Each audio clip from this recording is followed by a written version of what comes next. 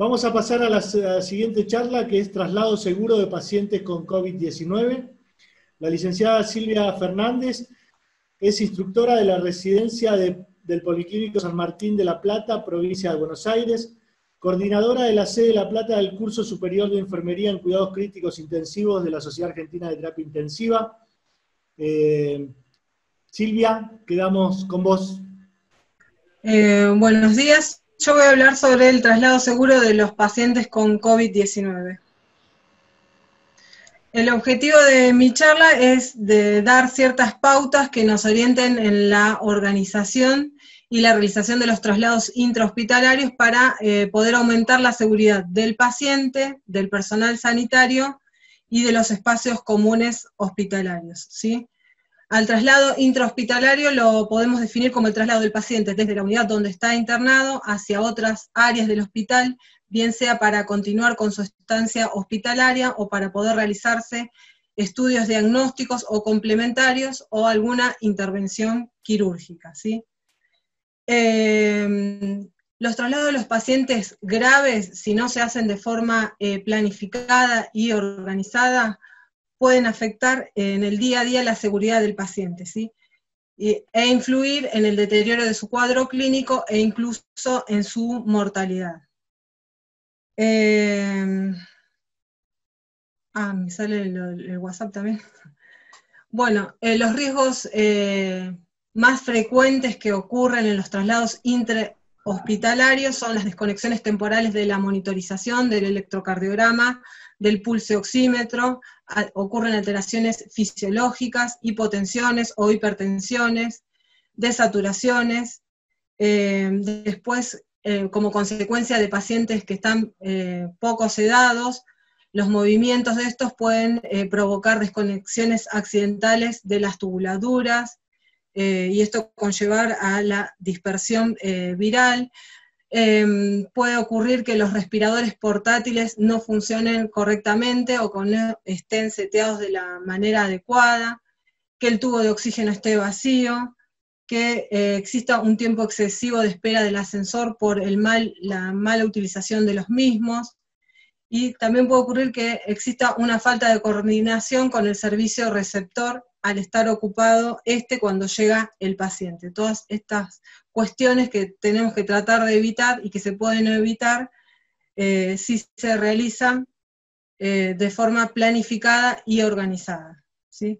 Otros de los riesgos intrahospitalarios que ocurren con menor frecuencia pueden ser las desconexiones o salidas de las sondas nasogástricas o uretrales, salidas de catéteres venosos centrales o arteriales, parada cardiorrespiratoria, o arritmias con un riesgo vital elevado. Pueden ocurrir extubaciones accidentales o que las bombas de perfusión estén sin batería. Puede ocurrir salida del contenido de drenajes o retiradas accidentales de los mismos, ¿sí? Para poder organizarnos en el traslado del paciente, podemos focalizar o dividirlo en 3 etapas. En una etapa que la podemos denominar pretraslado, que es la preparación para el traslado del paciente.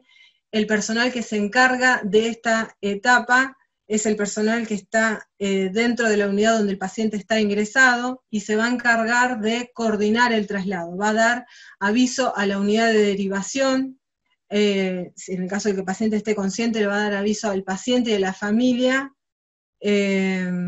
¿sí? Sobre la necesidad, los riesgos y los beneficios del traslado. Va a planear la ruta del traslado, y antes de que el paciente sea trasladado, lo va a estabilizar, va a tratar de recolectar todo el material necesario, y va a chequear de que todos los dispositivos médicos estén en correcto funcionamiento.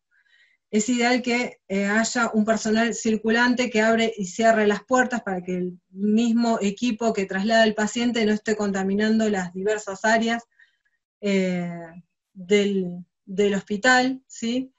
Una segunda etapa es la del traslado en sí del paciente. En esta etapa se traslada el paciente desde la unidad donde está ingresado, como bien había dicho, hacia otra área del hospital donde vaya a realizarse una prueba o estudio diagnóstico, o continúe con su estancia hospitalaria en otro lugar, o una intervención quirúrgica. ¿sí? El personal acompañante del paciente se va a encargar de llamar al ascensor, de asegurarse de que estén disponibles, va a realizar una monitorización y una evaluación continua del paciente para poder identificar de forma precoz cualquier alteración en el estado del paciente y poder actuar de forma oportuna y pronta para minimizar los riesgos vitales. Sería ideal que evite el contacto con el entorno para no contaminar los espacios comunes hospitalarios. Por último está la etapa posterior al traslado, que es la recepción del paciente hacia la unidad de derivación o el regreso hacia la unidad donde el paciente se encuentra internado, ¿sí?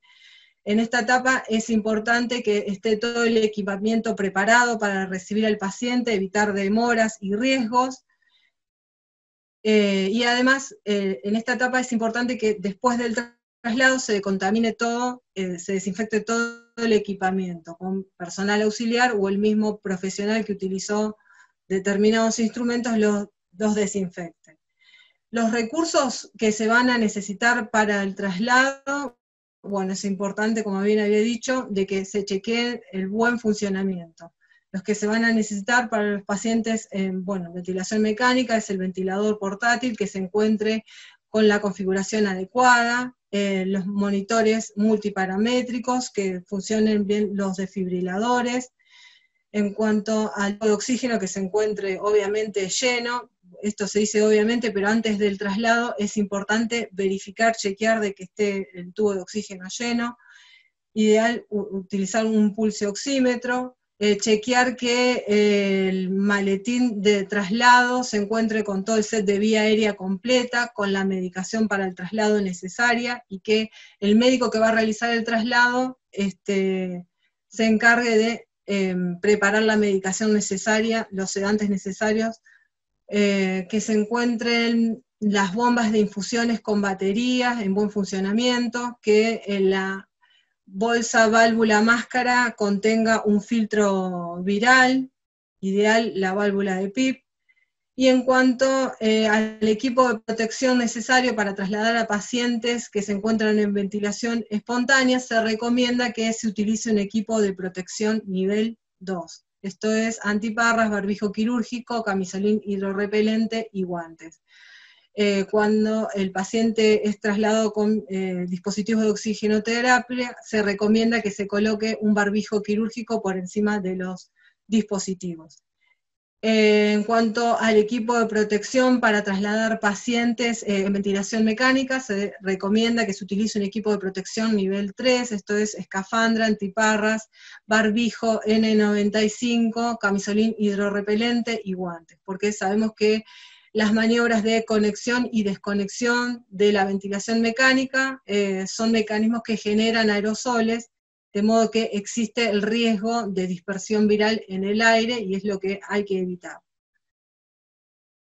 Hay que tener ciertos recaudos para trasladar pacientes en ventilación mecánica, como es la de colocar un humidificador filtro inmediatamente posterior al tubo endotraqueal, que el pasaje de la ventilación mecánica al ventilador de traslado, antes de hacerlo hay que pausar el ventilador y luego desconectar la tubuladura a la altura de la I, previo al filtro, que quede colocado el filtro inmediatamente a la salida del tubo endotraqueal.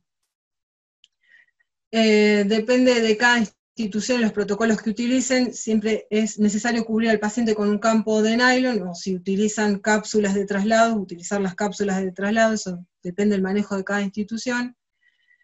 Y sería ideal que vaya algún personal auxiliar para decontaminar las superficies, o si no, llevarse algún desinfectante para decontaminar las superficies de las botoneras del ascensor, o lo que sea que tenga contacto este equipo de traslado con las superficies del hospital. A modo de conclusión, es importante utilizar protocolos de actuación, no solo para unificar los criterios, sino para trabajar de forma organizada y planificada, que esto nos va a permitir, obviamente, disminuir riesgos vitales en los pacientes, aumentar la seguridad en el personal sanitario y también aumentar la seguridad en los espacios comunes hospitalarios. Bueno, muchas gracias.